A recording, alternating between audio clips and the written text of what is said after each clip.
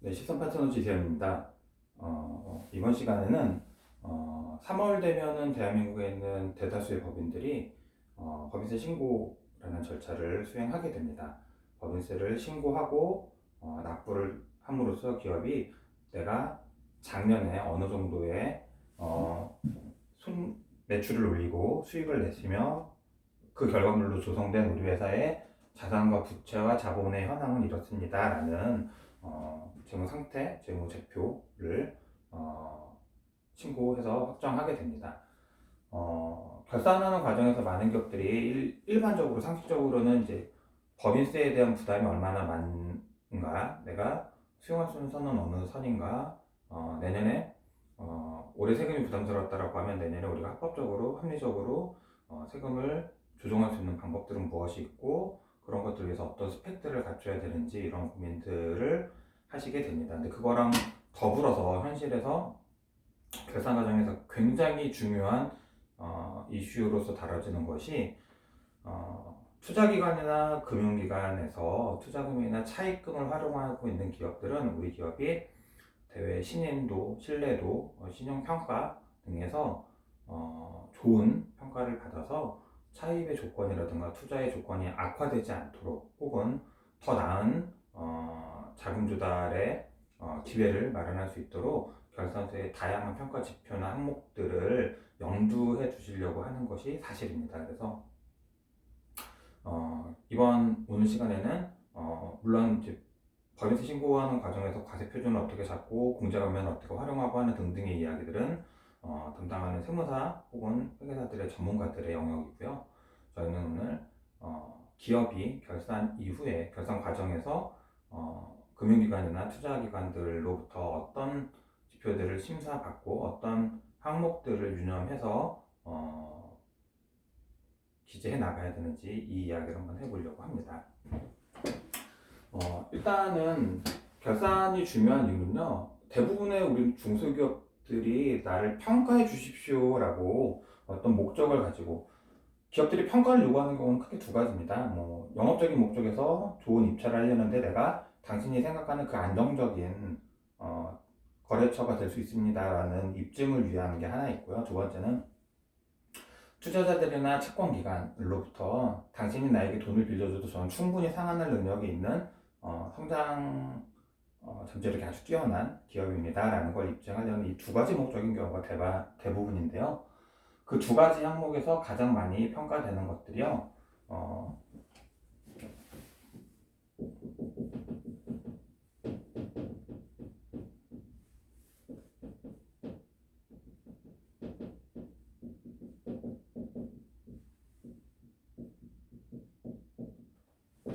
자산의 구성비와 매출의 추이 그리고 이익률이라고 보시면 좋을 것 같습니다. 당연히 절대적인 이익이 크면 좋지만 매출 100억 하는 기업이 순이익을 1억 남기면 마진율이 1%고요. 매출 2억 하는 기업이 마진 1억을 남기면 마진율이 50%입니다. 이거는 정말 다른 지표가 되기 때문에 투자기관에서 보면 이 친구들한테 투자하는 게 이 친구의 매출을 100억으로 키우면 순이익이 이 레이트 그대로 가면 50억이 되겠죠. 이분들이 더 투자에 유리한 기업이라고 평가될 수 있기 때문에 기업이 절대적인 이익의 크기도 중요하지만 이익률 그리고 매출의 추이 그리고 우리 기업이 갖고 있는 자산의 다양한 구성비들이 채권자들이나 신용평가를 매기는 거래처들에게 아주 중요한 변수가 됩니다. 결산에서 저런 구성비들을 보려고 하면 먼저 살펴봐야 하는 게 결산서를 한번 도배해 볼 필요가 있습니다.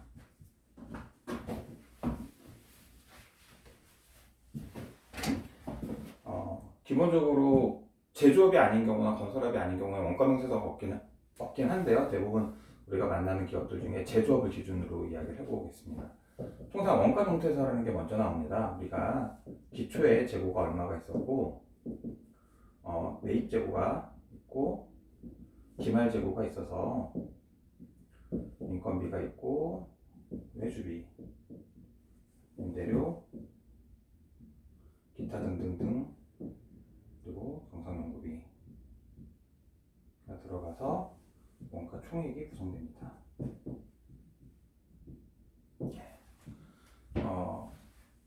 회계연도 처음 시작할 때 우리가 1의 재고를 들고 있었는데 기말에도 1이 있었다라는 건 당해년도에 구입한 재료는 다 썼다라는 거겠죠. 이런 식으로 산정을 합니다. 실은 원가명세서와 손익계산서상에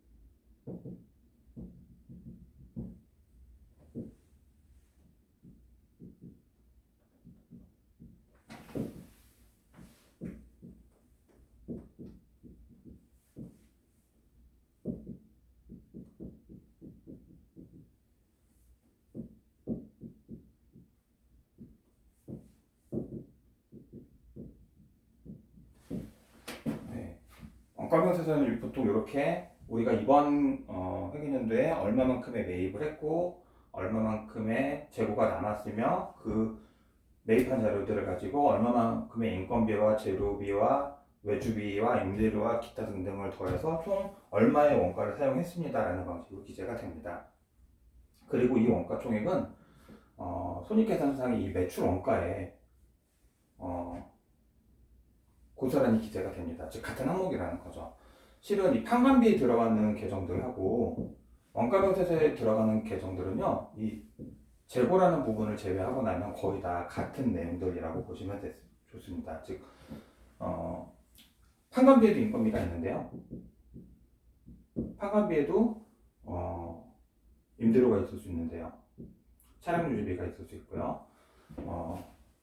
판매 관리를 위해서 쓰인 비용들은 그런 인건비, 즉 사무실에서 생산 업무를 보조하기 위해서 혹은 사무 업무를 하기 위해서 고용된 인원들의 인건비는 판관비가 되는 거고요. 제조 공정에 뛰어들어서 실제 기계를 돌리고 제조에 들어가는 작업들을 하시는 분들의 인건비는 원가에 들어간다고 보시면 됩니다. 제조 공정에서 쓰이는 차량의 유지비는 원가에 들어가고요.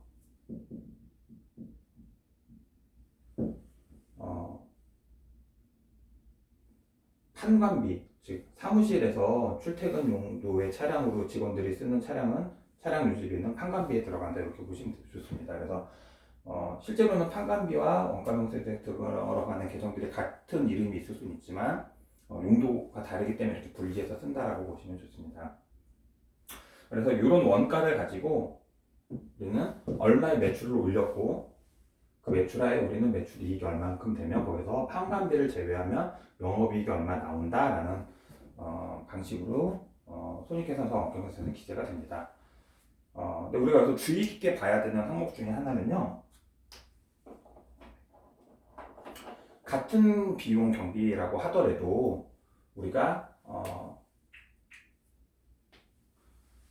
기업의 결산의 목적이 혹은 결산서를 최종적으로 제출하고 활용하려는 목적이 투자 심사에 있느냐, 융자 심사에 있는지냐에 따라서 조금씩 유불리는 달라질 수 있습니다.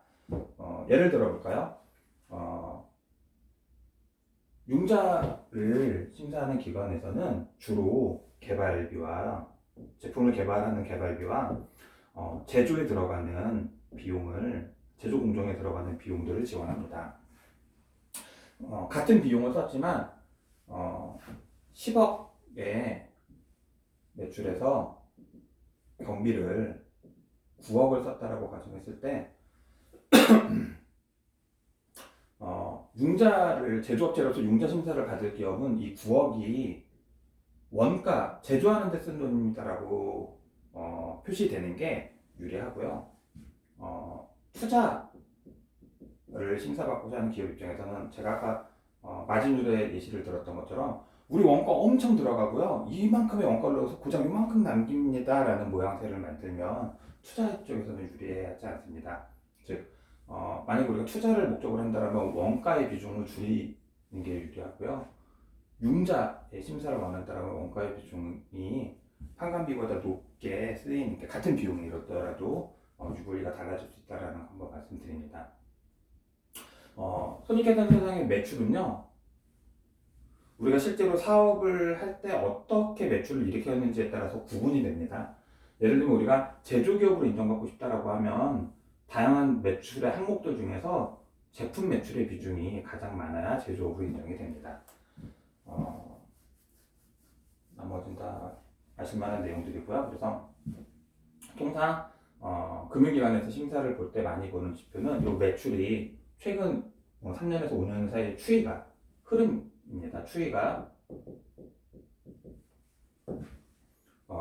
우상향, 즉 매년 조금씩이라도 상승하고 있는지 라는 매출 추이가 절대적인 크기만큼 중요하다고 보시면 좋고요. 두 번째는 경비를 구성하고 있는 내용들을 한번 봐주시면 좋고요.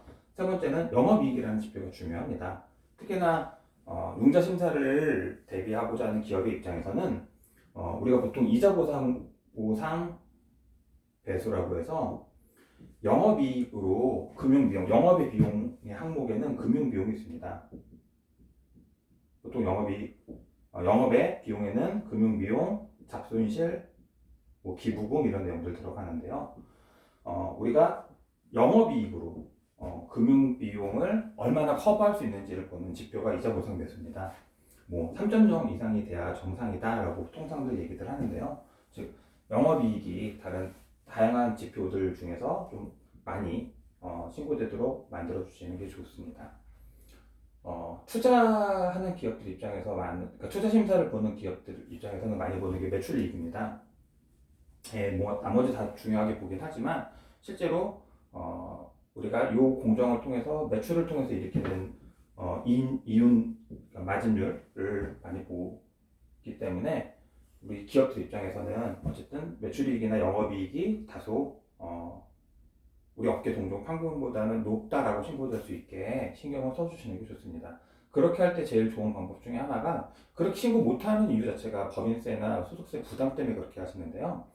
합법적이고 합리적으로 세금을 경감할 수 있는 공제나 감면 장치들을 좀 미리미리 업체들이 활용하고 계시다라고 하면 세금에 대한 부담이 적기 때문에 매출을 고스란히 다 신고해서 매출이익이나 영업이익이 수준 이상 신고될 수 있도록 가이드 해주시면 좋고요. 두 번째는 특이한 경우에 기업들이 영업에 이익이 주기적으로 큰 숫자가 잡히는 경우들이 있습니다. 예를 들면 금속을 가공하는 업체들은 주기적으로 고철, 처리를 통한 의도치 않은 매출들이 생기거나 종이나 인쇄 업종, 종이를 가공하거나 인쇄하는 업종들은 파지를 처분해서 생기는 순이익들이 가끔 생깁니다. 그런 내용들이 통상은 영업 외 이익에 잡히는데요. 영업이익의 비중이 높아지면 아무래도 다른 영업이익이나 매출이익의 이익의 비중이 낮아질 수밖에 없기 때문에 영업의 이익들이 정상적으로 사업의 목적에 등기되도록 사전에 준비하셔서 이런 영업의 이익들이 매출에 사업 목적이기 때문에 매출이 되겠죠. 매출 항목으로 이렇게 올라가서 전체적으로 매출 이익이 올라가고 영업이익이 안정적으로 높게 업계 평균보다 높게 기재될 수 있도록 도와주시면 훨씬 더 좋은 손익 계산서가 되지 않을까 생각이 듭니다. 오늘은 여기까지 하고요. 다음 시간에는 그렇게 해서 재무 상태표가 어떻게 구성되는지 한번 이야기해 보도록 하겠습니다.